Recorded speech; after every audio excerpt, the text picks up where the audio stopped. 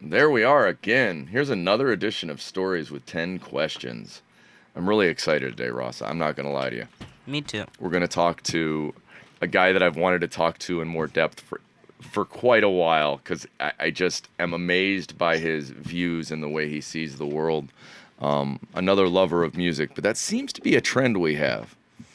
Yeah, we keep getting people that like to listen to stuff. Good afternoon, Dermott. How are you today? I'm very well. How are you guys? You know what? Really, it's a gorgeous day down here in the Midwest. The sun's out. I could get a little pissy about a couple things, but in the end, the sun's shining. I mean, it can't be that bad.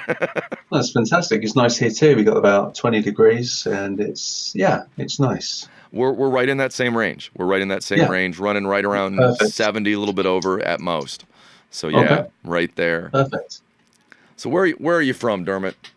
I'm from London, England, There's a and it's surprise. quite yeah, it's quite interesting when you ask people from London where they're from. Well,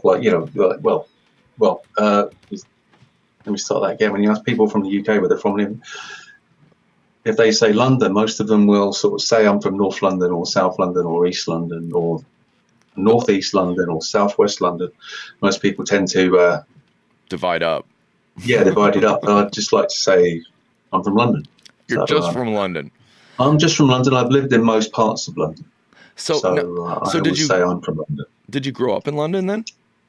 Yeah, I What are, grew up in London. I was born in 1972, ah 50 years ago. a youngster. I'll be A 51 young, this year. yeah, I'll be 50. 50. Yeah, that's I'll be 51 in just, June. oh, not too long. So yeah, I was born in London, but born in South London. What are your first memories? What's the first, like, when you I have this moment where I can close my eyes and I can picture moving into the first house we lived in. Like I can see it was my godfather, not that he was at that point, holding the door open for my dad. He's opening the door to this place we've never been. And that's where all of my first memories are from there, are from that spot. What's the first thing you remember? The first thing I remember, I must say, I must have been two, two and a Mm, half, maybe three. So 1974, 1975, and we lived in council housing. So okay. you know, it was it Subsidized. was a bit of, yeah, it was a little bit of a slum from what I remember. It wasn't. It had basically none of the houses had none of the houses had bathrooms. Okay then. So it was at the end of you come out. You come out of your front door. There's probably three or four stories. You come out of your front door. There was a balcony. You could see down into the car park, whatever you want to call it. But it wasn't used for parking cars. People had washing lines sort of set up so that Okay. people would go down there and hang their clothes out. Anyway, at the on every floor and every corner there was like a bathroom. Okay. So So there was like a shared. yeah, Okay. communal bathroom. So you go in, there'd be one for men, one for women. There was a couple of bathtubs in them, obviously toilets and sinks. Anyway, one of my first memories was I remember sitting on the balcony, Mm-hmm. and I'm not sure sort of why this happened or what, but I must have taken a carton of eggs, a box of eggs from our refrigerator, and I was just throwing them over the balcony, and they were just landing on the ground, sort of splatting. Oh, I've not my microphone there, sorry. And somebody came up. I think someone else who lived there came up and knocked on our door and complained to my mother about it. That's my first memory, actually. is, Um, is getting in trouble for throwing eggs at the ground. yeah, I was literally throwing them over. I wasn't actually looking where they were going, so they could have been hitting people. I'm not sure. But yeah, there was another memory as well around that time of I used to take myself off. I just used to go off and hide. I just Uh-huh. used to like to be by myself, even at a very early age. I still do. I think we all do. But Yeah. I remember going and hiding under the sink in the kitchen, and we had a dog, and I was sort of sharing. I was eating dog food with the dog. I was sort of sharing the food, and I just remember my sister sort of peering her head around the door, saying, "It's okay, he's here." So there must have been one of the other times I So they must have took spent some. myself. They must have spent some time looking for you based on the sister's reaction. Like, yeah, no, we found him. Here he is. Yeah, Pain yeah, in but the yeah. ass. Oh, yeah. Here he is eating dog food and throwing eggs around. So you've got Yeah. some siblings. Older sister? Yes. I'm the youngest. My parents had me. My mum had me when she was 44, and she had. I think the next oldest to me is my brother, who's 8 years older. How far is the UK version of Shameless from living in council housing? Not far at all. I was gonna say, because that really is the basis for that entire show on the UK side. It's not far at all. And when we moved from there, that was South London. That was a place called Kennington. We moved from Kennington, number 13, Kilner House. That was the name. That was the house where we lived in. That sounds a little cursed. Yes, it probably was. And then we, it was kind of like the Beverly Hillbillies. We went off in our van and we went to Clapham, which was probably about 5 miles up the road. And we moved into this other house. And I was 5 years old, 1977. And I remember sort of going in there and I just opened the first door I could see and it was a toilet. And I remember saying to my mum, "How many people are using this?" And she said, "It's only us." And that was amazing to me. Right. Because I was like, wow, it's our own, you don't have to wait in the queue anymore. And that's an amazing, so it's probably making me sound like I was born 100 years ago, but things were different then. Like, in the 70s in London, it was the sort of dark ages. It was, things were a bit backwards. Things were still living. Well, so people were still living in slum dwellings. People were still living kind of 8 people in a room. It was. Do you think that's relative to the fact that you guys go through a recovery from World War II that we don't? Do you know what I mean? Absolutely, yeah. Yeah, I think so. There's a trying to put it back together from the 50s on. And I think there's a certain amount of, I can only really speak for there, a certain amount of, togetherness, communal. That saying, was it, keep calm and carry on? Yeah. A little bit of that. And that you're right, that there'd been a move into a communal style of living necessary because of the war, when you think about it.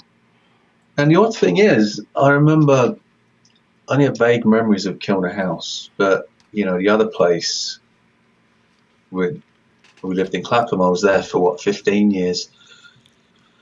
It wasn't that great because it didn't have that communal feel. Everyone came home, went in their own sort of places. You might see neighbours as you're, coming and going from school, but it wasn't. Yeah, there wasn't much talking going on. I think that's a huge change that's happened globally too. Like here, it's that we build back decks, not front porches now. There used to be front porches on houses. People would sit out front and see each other, and kids knew that any adult sitting out front would call them out for anything they did when I was a kid. Yeah. And now we hide in the back. That's very true. I remember one time my neighbor, she saw me on the roof because I had decided that it was time for me to climb onto the roof. And she saw me on the roof, yelled across the neighborhood, "Get down, you idiot! What are you doing?" and then nowadays you'd probably get a lecture from the parents. No, and then she immediately went inside to tell my mom. Sorry, it's mine. She immediately went inside to tell my mom. Right. These days the mom will be like, "Well, why are you telling my kid what to do?" Because I don't want your kid to die. What the? Yeah. I stopped some kids in the middle of the street. Oh, I don't know. It was last summer. and they immediately pointed out my big Flintstone feet, as opposed to caring that I was suggesting they quit like screaming at cars as they go past. My mom once told a kid to tie his shoes. She was like, "Go ahead and tie your shoes, baby. You're gonna fall." His mom got so mad at her, and I was so confused. I was like, he just tried to get him to not fall. Like, what do you? Yeah, we're not. It seems like we've kind of we've wandered away from a sense of community, and I almost think that's like the active thing, that whether it be the other group you and I are working on, or whether it be the stuff we're trying to do here, that feeling that, okay, we're all connected, but we're denying it now. That we're all kind of pulling into our own selves, and so then we have a horrible anxiety of anybody ever seeing us because they're going to judge it. But then, but then this horrible anxiety about, oh, nobody sees me. You know what? I don't exist in this world.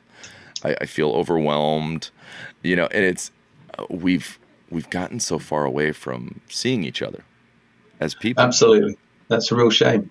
That is, because like when I think of moving to that house in Clapham, and I was so excited at the prospect of not having to share a bathroom with sort of 10 other neighbours. Yeah, it wasn't that great because we didn't see any other neighbours. Like, you were aware of them, they were there, but no one interacted. Right. No one interacted with each other. You might see somebody as you're going in, like I said, but there was no. I certainly didn't know their names. That is so relevant to the Western condition here as well. Yeah. That I think that, and I mean, you've seen it on both sides of the pond now. Both sides of the pond. Yeah, very true. It is. Well, it's kind of the same where I live now. I'm in Ontario, Canada. I'm in a place called Fonthill, and it's a nice place, but you know. I don't know my neighbours' names. You know, it's not that I'm sort of going out of my way to avoid them or anything. I don't see them. You know, people get in their cars in their garages and leave. Well, yeah, it's not that we're even avoiding each other. It's that you don't see them. There's no time. I just don't see them. And it's strange. And I kind of think I've become used to that, and that's not good. You know, I'd like to be able to get back to some form of, Well, I think we all need some level of discourse and communication, not just to figure out who other people are, but to figure out who we are. My thought in this whole process has been that in people feeling more seen, they actually end up kind of seeing people more. Yeah, of course. So, how do you work? How do you work, Dermott? How do I work? Yeah. I work as a support worker, as a social worker support worker in the community. I work with families. They've got adult children with varying degrees of disability. Okay. And part of that is getting them out into the community to interact, to try things. Like to build a life, to build hobbies, build interests, build life skills. Not be defined by a singular thing. No, absolutely. There's one guy I'm working with who I really wanted to learn to drive because there's nothing holding him back. But, he's being told as he's got very sort of slight autism, he can't drive.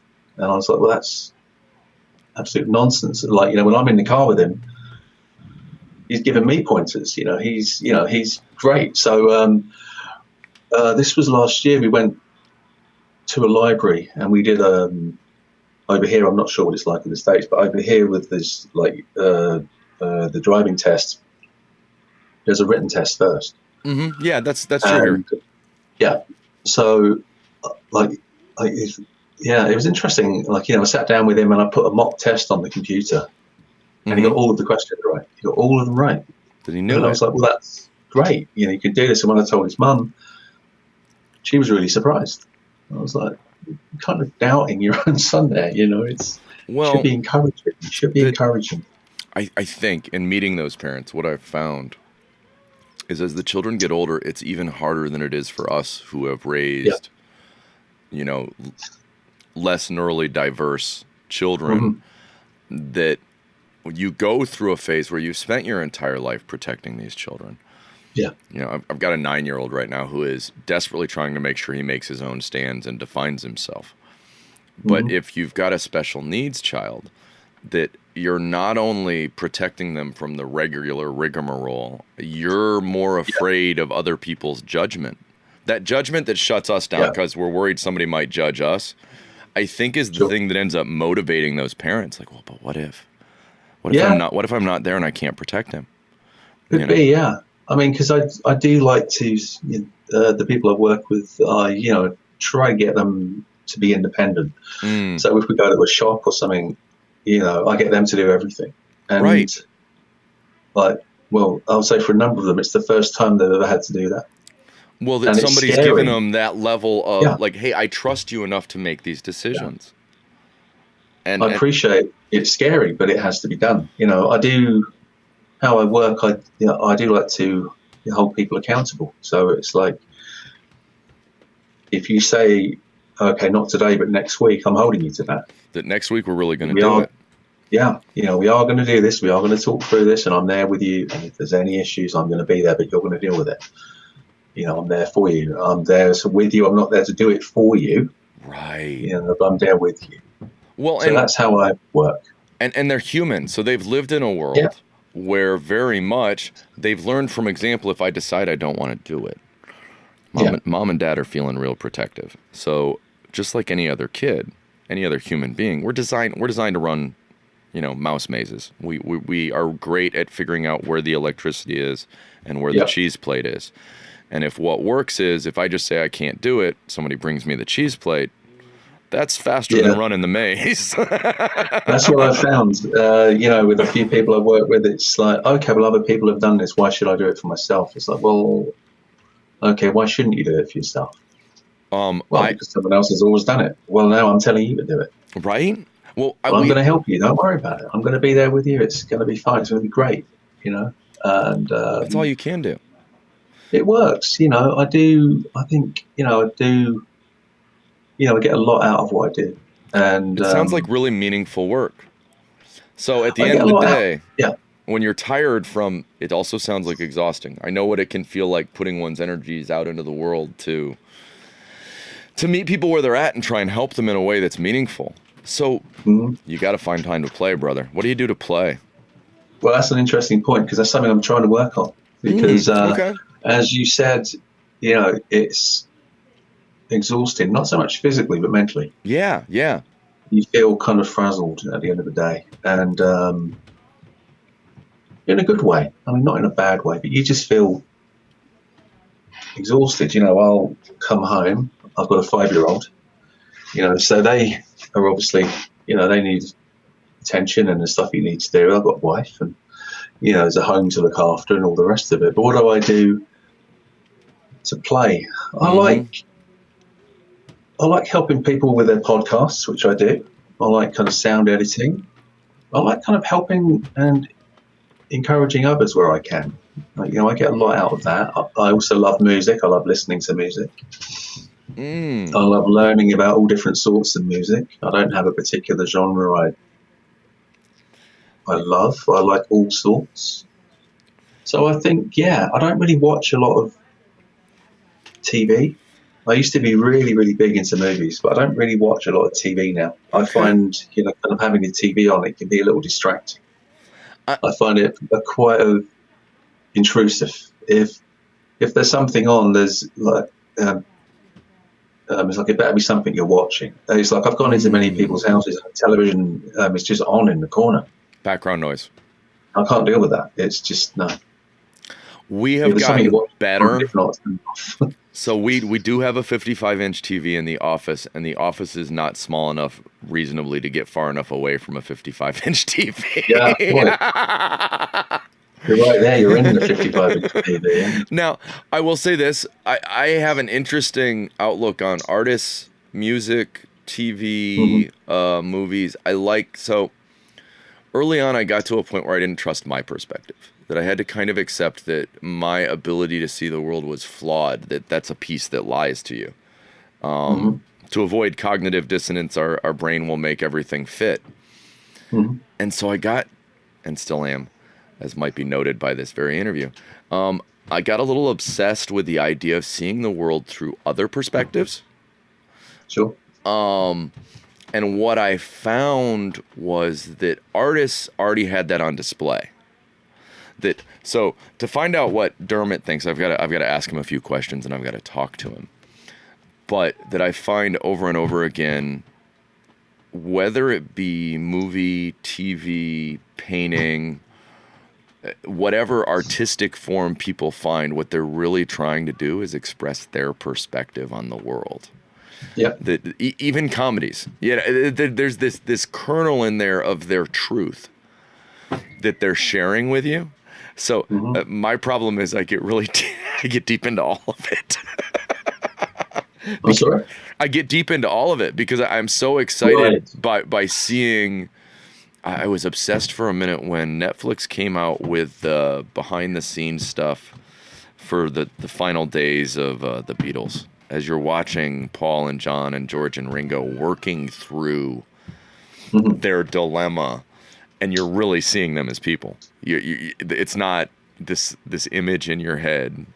It was like the other day. What blew me away is we've kind of watched the Johnny Depp thing a little bit. The fight with his ex. Yeah. And so Johnny Depp's on stage and he's talking about his history. And what you find out about Johnny Depp is, no, I'm not an actor. He's not really that interested in being an actor. He's a musician that ended up, this other job paid better. Yeah. So he went over here and he's doing this other job that pays better because it makes it so he can go make music and stuff. Yeah. And you're like, oh, that's so much, that especially our heroes and our icons we think of as singular. And that's not how humans work. That's what makes it so fun for me, that over and over again I go, oh, but I see this other part of you. So you work hard. You're working on learning how to play hard. Yeah. Where do you find your center? How do you pray or meditate, or how do you find a moment to stop? That's a good question, actually. I do a lot of meditating, and it's in the strangest of places. It could be, in the strangest of places. Even, you can get, even when you're driving a car, as crazy as it sounds, it's like I don't close my eyes. But, right. I think, I find my center. I calm, I calm myself. I think about things. I put things in order. That's what, I do a lot of thinking when I'm driving. And I'm a night owl as well, so I'm up late. So I do tend to do a lot of that meditating in my studio at night. I'm here, it's calm, it's quiet. I've got foam on the walls. You can't hear a thing.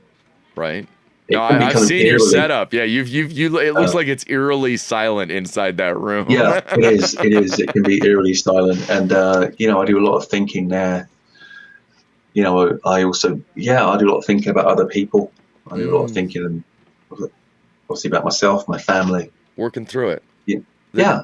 I wouldn't say I pray in the conventional sense. I'm Catholic. I've not been to church for years.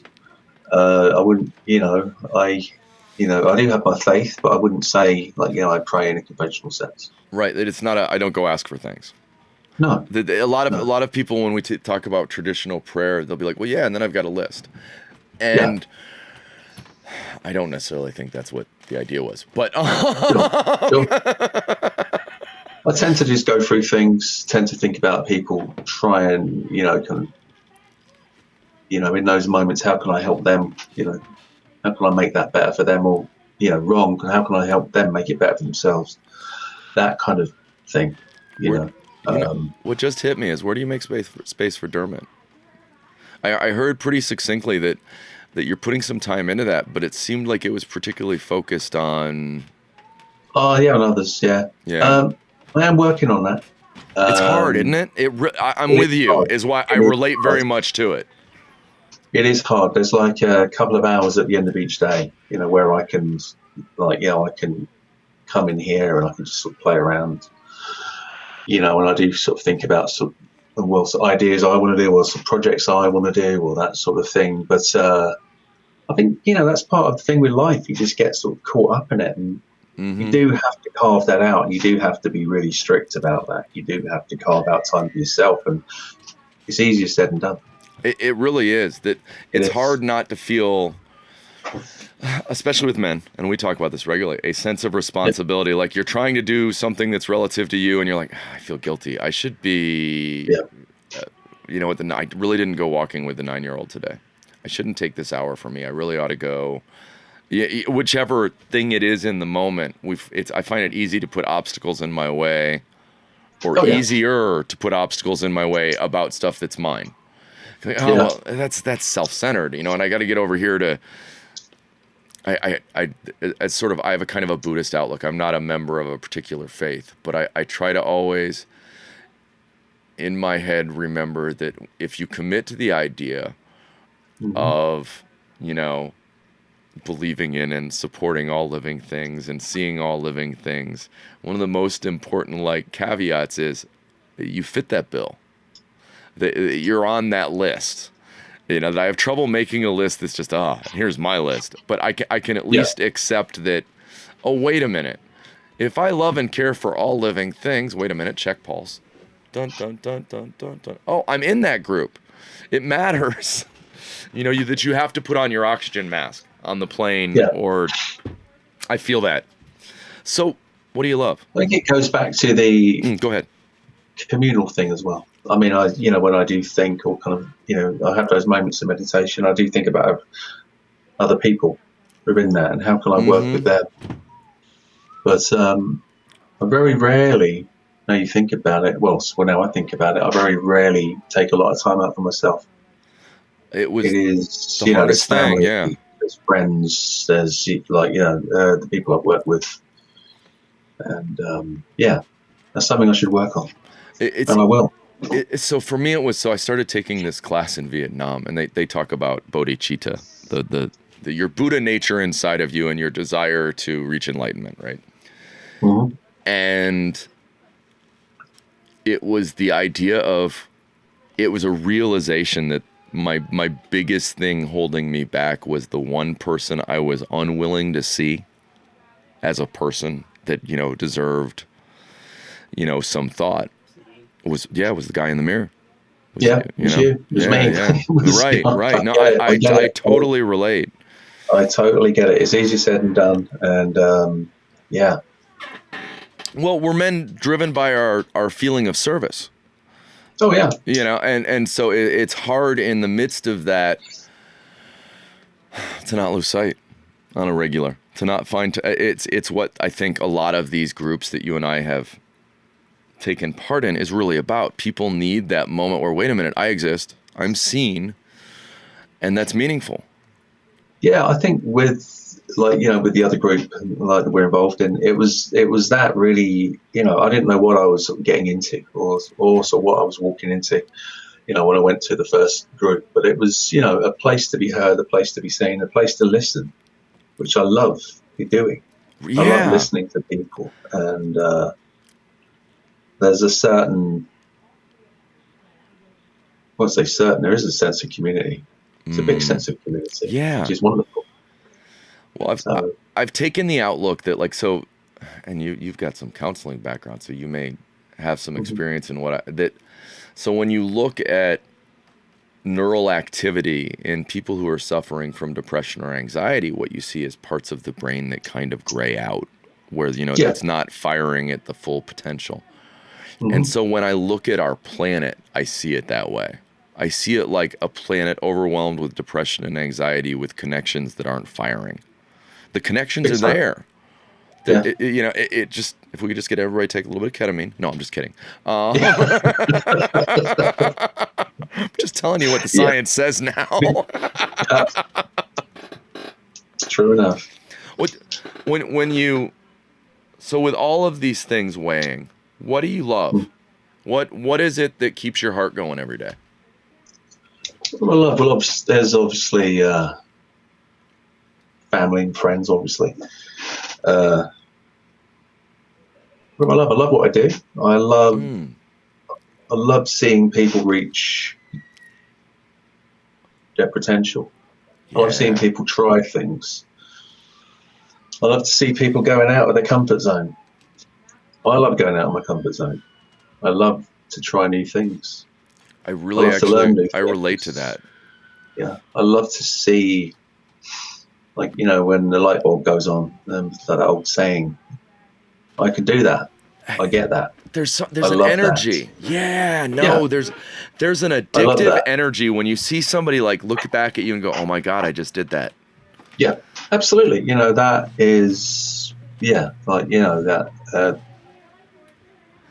a feeling you can't buy, you know. That is, no, you can't. You can't. And it's worth more money than anything else, I think. Yeah, it's absolutely priceless. I've got many, many, many memories of that, and, you know, continuing that, and that's absolutely fantastic. That's what I love. I also, what else do I love? I love music. I love reading. You're British. You love fish and chips. I'm just teasing. Kebabs? No, not kebabs. No. I don't mind chips. I'm vegetarian, so I don't mind chips occasionally. I am too, actually. I'm sorry? I am too, actually. Oh, there you go. Fantastic. I'll eat the chips, though. Good chips. Oh, yeah, absolutely. Chips with loads of vinegar. That's what we need. Oh, you know what? Like, so I have a giant deep fryer designed for doing a whole turkey, and sometimes at parties I'll just start cutting up weird root vegetables and frying them up. Absolutely, that's fantastic. Nothing wrong with that. Right? Give me crispy chips of every variety. Yeah, all of that and more. So, what do you fear? What is it that keeps you up at night? Because we know you're already up at night. I am already up at night, but I'm kind of busying myself with, what do I fear? Ignorance, I think. I do fear that. Yeah. In other people. And in myself. And in myself. Yeah, and in myself. Exactly. At the same time we said that, you know, I do, you know, like, you know, that I do fear ignorance. I think that's kind of what I fear. I'm not. Ignorance is the big one, you know, and that can stand for quite a lot of things. That people's outlooks, people's opinions. Mm-hmm. You know, that's something I fear, but that's not a lot I can do. I can't really do a lot about that. You know, when that, you know, you come into contact with that, is how do you deal with it? You can sort of stand and try and argue your point to get your point across, or you can remove yourself from the situation. It kind of depends who it's with. If it's with a family member or someone I work with, you know, I'll try to understand where that comes from. Right. Kind of embrace where are they coming from. You know, it's not just me jumping to a conclusion, because, I mean, I'm not perfect. No one is, you know. Amen to that. Ignorance and I'll say ignorance. It's funny. So you're coming on having a daughter that's going to get older. And so when my daughter, who's now 30 actually, when she came to me and when I had the deep conversations about boys that I would accept or boys that I wouldn't accept. Now I don't have an issue with a rainbow of varieties. I don't care if they're pierced or tattooed. Sure. I don't care about anything except one thing. Don't bring home ignorant dumbasses. Yeah. Do not have this speech with your daughter. No matter what you do, don't have that speech, because do you know who she's going to bring home? Oh, I know. I've been through this because my son. Ignorant dumbasses. Yes, right. You're correct. That's who's coming home. Go ahead. My son is 23. Right. You know, so he's a bit older, and he's from the first marriage. Anyway, he came to Canada with us, and, you know, he's absolutely fantastic. Anyway, but when we first got here, he was 15, and he had 3 more years of high school to do, and you know, he'd never had a girlfriend. But he was in North America now with a British accent, and he was slaying them left and right because they were falling over at his voice. He turned into the, you know, biggest what's the want of a better word? He turned into, real kind of ignorant because of that. He thought, well, I'm fantastic. I'm the British kid. Everyone's going to love me and all the rest of it. It And he worked. came home with some of the most narrow-minded idiots you could ever find. And I tried, no, but I kind of think the more you tell someone not to do it, The more they're gonna. Absolutely, a child especially, and it was strange. So yes, I know that one. I'm not going to say anything. Yeah, no, Just gonna my fear of keep my ignorance mouth and shut. my fear of ignorance in that situation literally led to a 20-something-year-old drunk man passed out on my front porch as my 16-year-old daughter slept, and he seemed surprised that I didn't find it appropriate that he was there. Absolutely not.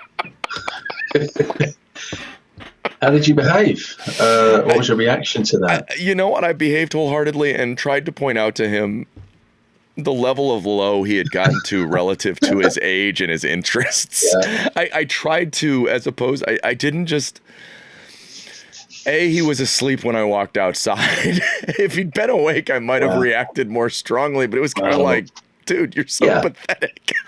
And I don't judge people like that in general, but it was just kind of like. Shape up. Yeah, I know what you mean. But I was with my son now, as he's 23 now. He's had he's got a lovely girlfriend. She's really great. Right. He's he's picking the right people now. I know his dad. Good. He'll probably turn out to be a good bloke. Well, let's hope so. Let's hope so. He's really, I'd say, in the last couple of years, really. Yeah, he's really sort of settled down. There's hope for you, Ross. Ross is 19. Go ahead. Sorry. He'll get there. But it's an odd one, isn't it? It's just, I don't know. It was just, very strange. But yes, he's with a very sort of nice girl now, and he was in a really toxic relationship beforehand with a slightly older girl. He was 19, 20. This girl was 23, which isn't that much of an age jump, right? But when you're that age, it's enough for you to notice. It's enough for you to be able to tell the difference. Yeah, totally. And it was a horrible situation. Yeah, for him. But every girl he's ever going to know after this is going to appreciate everything she taught him. So Absolutely. Yeah. I've learned a lot from having having a young adult as a child, and now kind of having having a baby at this age, and it's great. We're in a very similar situation. So my plan was, change it for the world. Yeah, I wouldn't. Like, the second round actually is somehow more meaningful because of the first round. I think, that's interesting you say that, because I had this conversation with somebody maybe last year, and I said I'm a lot calmer. I think I've gone through a lot. Yeah. In my life since my son was a baby, and I've grown up, so I'm a lot calmer, and also I've learned not to stress out.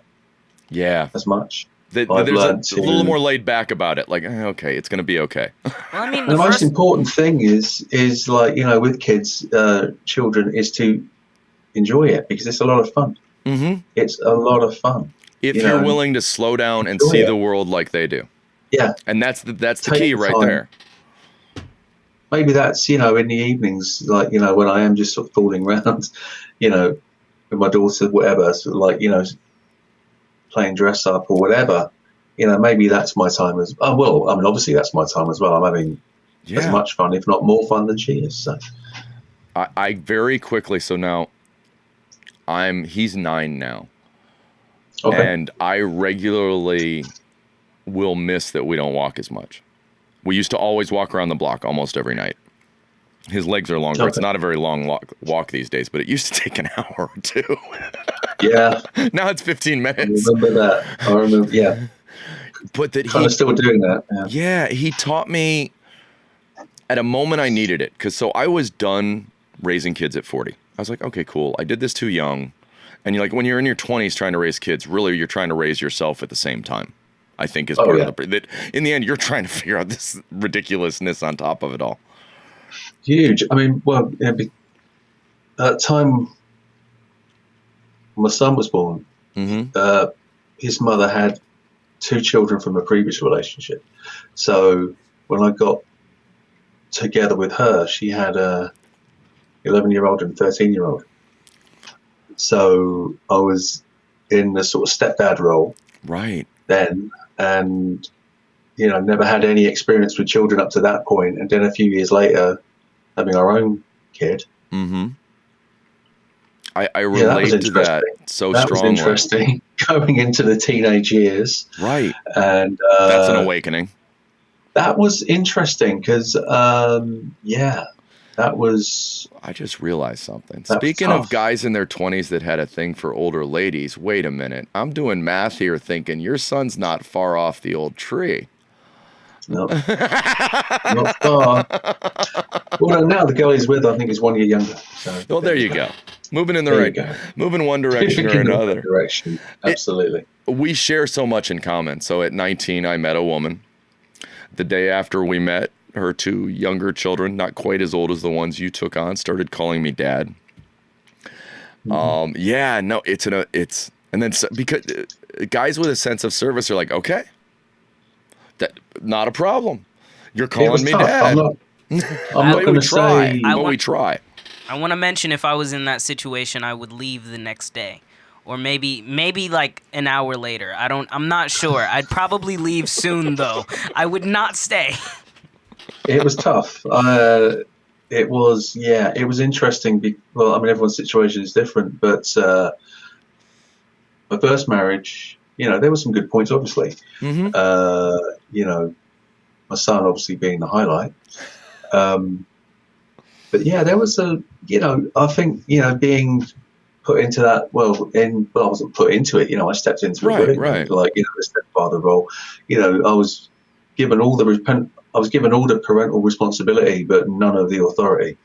Oh, so you just described that to a T. Yeah, that's the perfect description of how that works.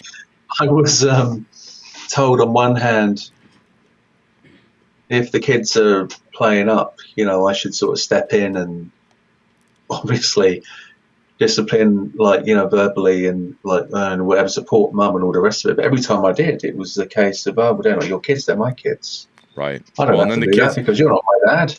Right. And it was like, I can't win. My stepdad. So it was tough. When I first met my stepdad, he said something that really made me respect him and made me not feel the need to disrespect him, which was, he said, I'm not your dad, but I'm not going to allow you to disrespect your mother. Mm. So, he was basically, hey, I'm not responsible for you. I'm not but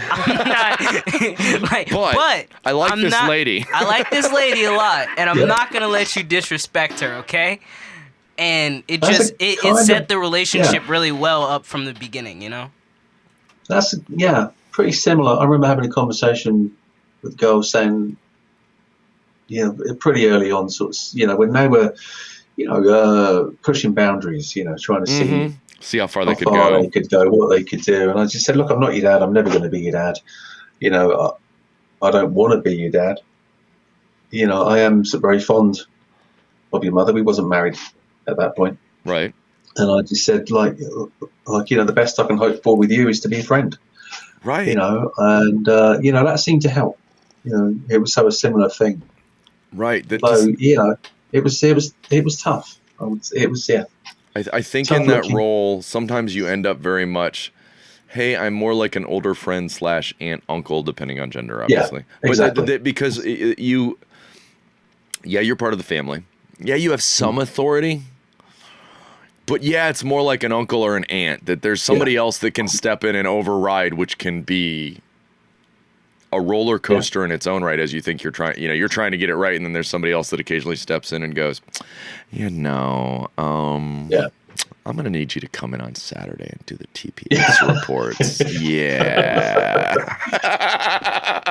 I mean, when the marriage went, went downhill and ended, I lost contact with the 2 girls. Oh, yeah. We didn't lose, they were in, one was working and one was, was at college and stuff, and I moved out, obviously. But over the last probably 15 years. Like, we've reconnected. We're friends on Facebook. wow, I wouldn't say cool. we've Yeah, chat no, kind but of you at every least, day or anything like that, but we're in each other's lives in that respect. We see what we're up to, and obviously my son, like it's his half sister or well, his right. sister, whatever. So he's in touch with them. So, the times he's here and they phoned up, I've had a little chat with them and stuff. It's been nice. Yeah. It wasn't always easy, Well, but I learned a lot. I Put it think that the way. point where they grow up is huge. I Yeah. had the two children I was talking about. We didn't talk for about 20 years. Right. That I was busy protecting the child I had custody of from the situation, and so we ended up cutting everything off. Mm-hmm. And then I've just in the last year started having some contact with those kids, and that was the son I lost. Was the one that What's passed that away. been like? It was, you know what? So we were at the midst of reaching out. Was interested in working with the studio and stuff. And then one day I got a call from my daughter going, "No, he died. And he was actually in town where you are." And it was a little like, I felt fortunate. We had mended our fences. He understood why things had happened the way they had. And he'd said beautiful things to me.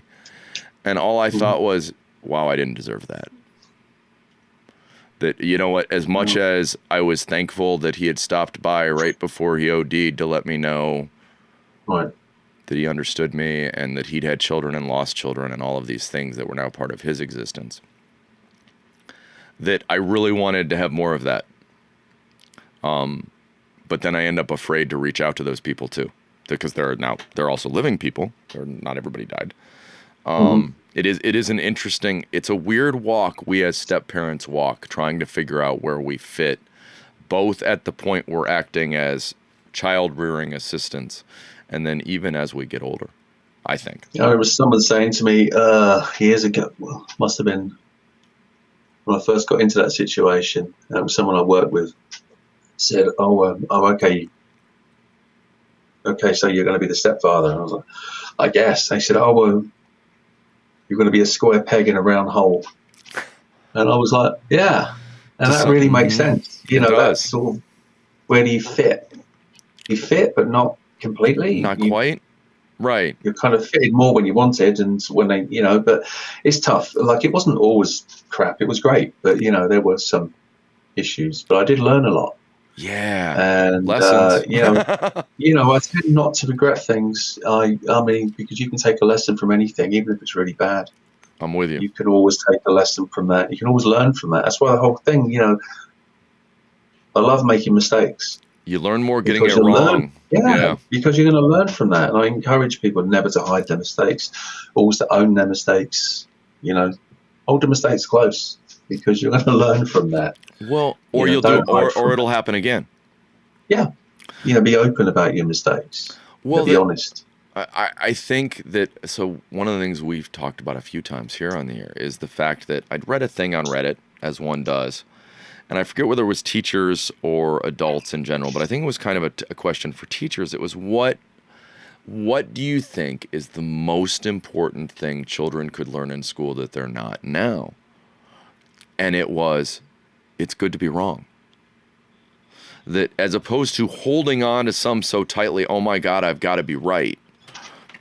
It's better to be wrong, because those are moments where you actually learn things. So that if you could teach children the idea that, no, knowing everything just is a heavy weight to carry, because you don't. It's like the other day, last Thursday, when we were talking to our friend, and I'm like, no, you don't need to understand. I'm the guy that's going to tell you I don't know. That I have no problem going ahead. Exactly. I had a similar thing with that guy. I was saying, look, I don't really know what I'm doing. I'm going to make mistakes, but I'm going to learn from that. Right. And hopefully it'll be okay. So what do you think you know? So what do you hold on to? Like, I've got some knowledge. Do you have anything left that's something you're holding on to? Me? Oh, don't trust anything I say. That's the first thing. No, I don't know, really. I just take it as it comes. I tend not to overthink. I try not to overthink. Sometimes it's difficult. I think I'm at an age now. I think if you'd asked me this question 20, 30 years ago, I would have been a lot more There was a lot more going on mentally. I was Then at, we'd have a list. was, I had a list yeah, back be a then. lot. I had a list back then. I threw it Pretty away. laid. Yeah, I'm pretty laid back. I like to listen. I tend not to overthink things. I remember once I had a job. I was working in a homeless shelter in the UK, and it was interesting how I got into that job because I was a sound engineer for years, and I just needed a change. Anyway, I went for this interview, which I thought was going to be for a voluntary position, and it became very clear a couple of minutes in I was being interviewed for a job. Oh, jeez. And Went with I it? stopped them. It was kind of strange. I stopped them and I said, I don't know what I'm doing. I need a change. I've never done this. I've done a little bit of counselling. I've volunteered on some helplines and stuff, but I've never done this. And they were like, okay, well, if you're not any good, or if you want to leave, or if there's a problem, we'll deal with it. Right. So, I started doing that, and one of the people I was working with actually said to me, like, you're going to be put into lots of different situations at a second's notice, and you're going to have to make a decision. Okay, now make a decision, even if it's the wrong one, but make a decision. Just get on with it. So, and that really resonated with me. Just make That's a decision. powerful lesson. It's we're all so like. I walk when around. You're dealing with people, like people that were staying there, the homeless people that were staying there. There was so many stories from that place. That'll be for another call. But you would have to make decisions very quickly. Well, it's based on not much evidence. It's based on what you see right there. Right. You would have to make a call, and you couldn't really fret about it. You had to get on with it. That you had to try something. Yeah, you had to do something. And yeah, I made some horrendous mistakes, and I owned them, and I was open about them and honest about them, and I learned from them. I think and I'm grateful for that. Yeah. I'm grateful for that. The most meaningful thing that came to me, and it was about as I was coming up on our age, it was a moment of looking back and it all fell into place. Yeah. Like, oh, that's how I got here. Yeah. And so that even the worst bits, the bits that when I was in the moment, I was, crying how horribly I was stuck in some escapable situation, that all of those had meaning. All of those gave me perspective. I had a moment of angry and tired of fighting with the universe where I went and looked in a mirror and came back out laughing. Because it just suddenly dawned on me how egotistical it was, the idea that the universe was fighting with me. Obviously I was the one with the problem. Yeah, I totally get that. Obviously the universe doesn't want me here. Okay? No. It's like, no, it's you. You don't want you here. The universe is good with you. You gotta deal with that, man, because the universe is here. Right? And it's just doing its thing, turning. It's not... Now, don't get me wrong, you get caught in the gears of the universe wrong, it'll grind you up too. But there's something to be said for a certain level of respect for the universe's power, as they say. Absolutely. It's not to be taken for granted. So what do you wish you knew? Like, if there was something, like what drives you as things that you want to know more about? I want to know more about people. I want to understand what makes people tick. I'm interested in people. Like this platform you've got, like where you're talking to people. You must have the same thing. You're interested in people. That's where I'm from. When I was doing the online thing, I would interview anyone. Yeah, literally anyone. And it was I didn't really have a list of questions. It would just be kind of open-ended sometimes. Right. And I just want to know what makes people tick. If you know a person with a pulse, we'll interview them. If you know a person with a pulse, we'll interview them, is what Rob said. Guaranteed. Okay, just slide them our number. Okay, we'll call them. We'll talk. I'll sort that out for you. That's been the interesting thing about, so this 10 question thing kind of evolved. It was about 3 months ago that I started working on it. It was that there used to be a show called Inside the Actor's Studio that would play on PBS. Yeah, I remember that. And he'd always end with the 10 questions that he had. And you know what's your favorite curse word? What's Yeah. And so I started delving into not only his questions, but then I went back to where he'd come up with he always gave credit to the French guy but I went back and it ends up there's a long history of people trying to figure out a set of questions that how do you get to know somebody with just a few questions? And so I started playing around with it, and I wanted the questions to be as short as possible, like literally thinking about minimalist word-wise. That how do you get on just a simple, 10 questions? How do you connect with somebody in a way that's meaningful? Where you go, oh wow, we share these things, we see these things. It's overwhelming. So far, we've done. Are we on 8 or 9? This is our 8th one. I checked. Are you sure? Yeah. We've done 7 before this. But Okay, this is our 8th one. Yeah. It's a great format. I love it. I You learn a lot.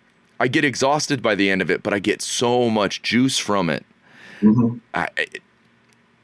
I find Have you ever found when you've done them, sorry to interrupt, but No, go ahead.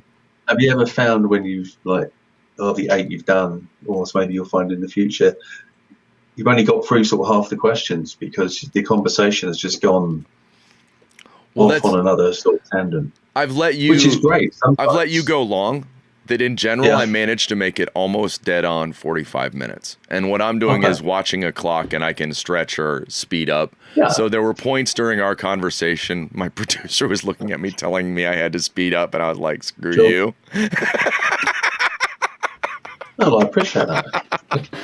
Well, and it wasn't planned this way, but what came out of the format was the realization that if what you're trying to do is promote this desire to tell people's stories, this 10 questions causes me over and over again, you in the process, the hopefully listeners to go, I kind of want to hear more about that other piece. So that we're almost building rabbit holes for people. Sure. So that eventually what happens is I hope we talk a bunch more about a lot of different things. And then on the website, what happens is, I want to look for a different 10 questions. Let me listen to this one today. And you go, wow, I'm interested in that guy. Oh, look, he has 4 or 5 other interviews over here where they've talked to him a little bit more in depth about a bunch of that stuff. And it wasn't planned. I mean, the other thing was promotionally what's happened is also it ends up when I talk to people, the people they know would be interested in seeing those interviews. Yeah. So it creates this organic growth that I would love to claim this is that well thought out. It has been a falling forward in a way that's like catching yourself before you hit the ground. I have a bunch of steps in my head at kind of where we're going, but at the same time, it has definitely been a letting the universe take its part in how it's happening. I think a big part of that is you guys obviously enjoy it. That's really coming across that you guys are getting something out of it. And that's the main thing, I think. That's so meaningful. You guys are enjoying what you do. And I'll be honest, when you first asked me last week and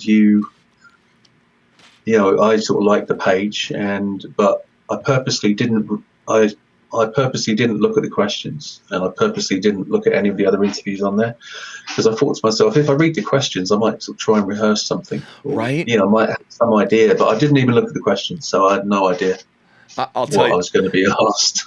I was worried yesterday because we did an interview with a guy that I'd already seen his answers. So I'd posted a list of the 10 questions up, and some people had answered them. And I was like, gosh, so is this going to work as well? And it was funny. I knew that some of his answers overlapped. Like his work, play, pray was that, those are all the same thing. I need to be doing all of those to... And so Ross was freaking out as I was stretching through those questions, knowing I was going to kill them all with one question.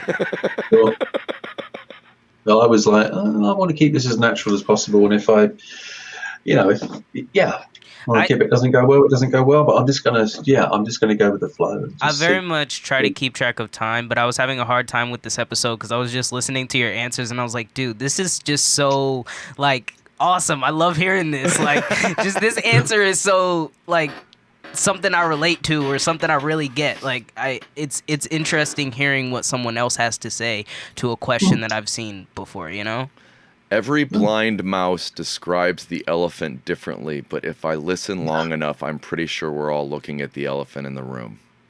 I'd say so. Yeah, it's very true. One last question to rule them Please all. Please do. Why are you here? Because you asked me. That's the easiest answer. You know what? That is the best answer. Yeah. Because you asked me. No.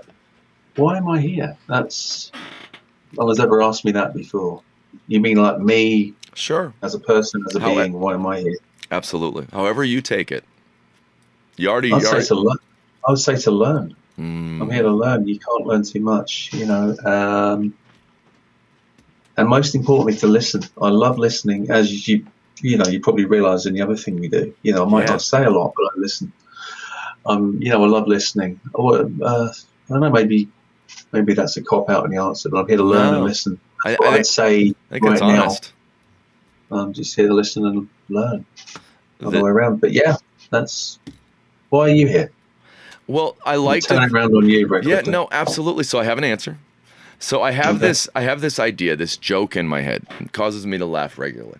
So everybody walks around going, what is the meaning of life? Why are we here? Mm-hmm. And my argument is every question life has ever given you was a trick question. That when we look back, that it was always kind of a bit of a trick question here and there. The answer to what is the meaning of life is ask questions. And the day I thought of it, it tickled me so deeply that in the end, what it is life. The answer is literally life screwing with you a little more. I would like to highlight that you just said tickled me so deeply, and my head just screamed in laughter. I had to point it out. I'm sorry. Yeah. Oh my God, Dermott, I have had such a wonderful time that it literally. No, thank you. Thank you both very much. I've really enjoyed it, and thank you. It's been wonderful. Is there anything I can do to help you guys, or we're putting together a list as you speak, and you're gonna regret it. That's no problem. I love it. Absolutely no problem at all. I love audio editing. Anything I can do to help you guys, it will be an absolute pleasure. Ross is in an almost. Think of it as a heavenly state a lady might reach if you were having a good time with her when you mentioned the idea that you would be happy helping with those kinds of things. Listen, my poor producer's a little overwhelmed. I need so much help. It's not no, I'm just no, we really do need to tap in and work on some stuff together. I look forward to talking It'll more. be fun. Yeah, no. Absolutely. I certainly, absolutely. Yes, I genuinely mean that. So we will catch up again. You're such an amazing guy. Do you have anything you would like to plug? Is there anything you're working on or anything out there that you're like, I'm currently producing some of this for somebody and somebody should go look at it? Or is there anything out in the world you'd like us to go find? Not right now. Not right now. I was working on some shows with some people, but they were sort of going off and putting them on their own platforms, and I was just doing that, as it's not terrible stuff, but it was just to help out really. But anything not that I can think of right now. Well, absolute pleasure. If I do think of anything, I would definitely. Yeah, no, let us know. If you decide one day I want to start doing, a weekly show again. Our goal is to treat the studio similar to the way your Outlook was. If anybody has any money, not that anybody's listening right now, but radiofreeradio.com is still available. I'm sorry, what was that? Radiofreeradio.com is available as I didn't have the money. I didn't have the money to buy it. There's somebody sitting on it, but it was one of those what I really want to do. That's the domain name? That's a domain name that's out there that somebody could buy. Yeah. That I've thought, that's it right there. That really what I'm trying to do is program. a very real thing from inside the community and then replicate it in more communities so that what we do is create a discourse. Sure. That where people see each other as people, because I don't find, even with these questions, not everybody we've had on I agree with as strongly as you and I do on so many things. Okay. That in general, these questions don't bring out the pieces we disagree on. Right. Yeah. Absolutely. We will talk again soon, literally in hours. We will. Yes, we will indeed. It's been an absolute pleasure. Thank you very much, Ross. I really appreciate what you're doing. And obviously, Matt, yourself as well. It's been an absolute pleasure. And it's been a joy. You know where I am. Thank you so much, and have a great day. I'll talk to you a little bit later. All right. Take care now. Speak to you soon. Bye-bye.